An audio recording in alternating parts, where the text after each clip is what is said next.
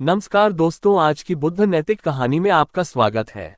हम महात्मा बुद्ध के जीवन से जुड़ी घटनाओं को कहानियों के माध्यम से आपके सामने लाते रहते हैं। महात्मा बुद्ध की कहानियां बहुत ही अनमोल ज्ञान और शिक्षाओं से भरी हुई हैं। तो चलिए चलते हैं हमारी कहानी की ओर। अक्सर लोगों के मन में चलता रहता है कि इस दुनिया को छोड़ने बाद उन्हें स्वर्ग नसीब होगा या फिर नरक में जाना पड़ेगा। इसका जवाब आज से कई हजारों वर्ष पूर्व महात्मा बुद्ध ने दे दिया था। उन्होंने इसे जानने के लिए एक आसान सा तरीका बताया। अपने पिता की मृत्यु से दुखी एक युवक उनकी आत्मा को मुक्त कराने के लिए महात्मा बुद्ध के पास गया, इस आशा के साथ कि वे कोई न कोई उपाय जरूर करेंगे।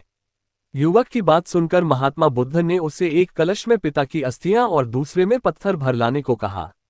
इसके बाद बुद्ध ने दोनों कलश को नदी में इस तरह रखने को कहा कि वे पानी में मुहाने तक डूब जाए। बुद्ध ने युवक से कहा कि वह पुरोहितों के मंत्र पढ़ने के दौरान दोनों कलश को पानी के भीतर हथौड़ी से ठोके और वापस आकर सारा किस्सा सुनाए। पूरी क्रिया करने के बाद युवक अत्यंत उत्साह में बुद्ध के पास आकर पूरा किस्सा सुनाया कि दोनों कलश पानी के भीतर ठोकने पर टूट गए। उनके भीतर मौजूद पत्थर तो पानी में डूब गए, लेकिन घी ऊपर आ गया और नदी में दूर तक बह गया।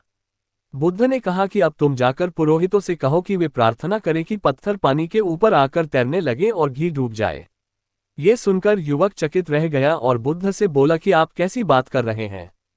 पुरोहित कितनी ही प्रार्थना क्यों न कर लें, लेकिन पत्थर पानी पर कभी नहीं तैरेंगे और घी कभी नहीं डूबेगा। तब महात्मा बुद्ध ने कहा कि तुम्हारे पिता के साथ भी ऐसा ही होगा।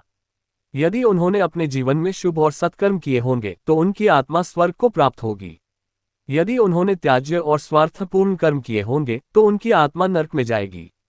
सृष्टि में ऐसा कोई भी पुरोहित या कर्मकांड नहीं है जो तुम्हारे पिता के कर्मफलों में तिल भर का भी हेरफेर कर सके। अगर आपको हमारी यह कहानी पसंद आई है तो उसे लाइक, सब्सक्राइब और शेयर जरूर करें।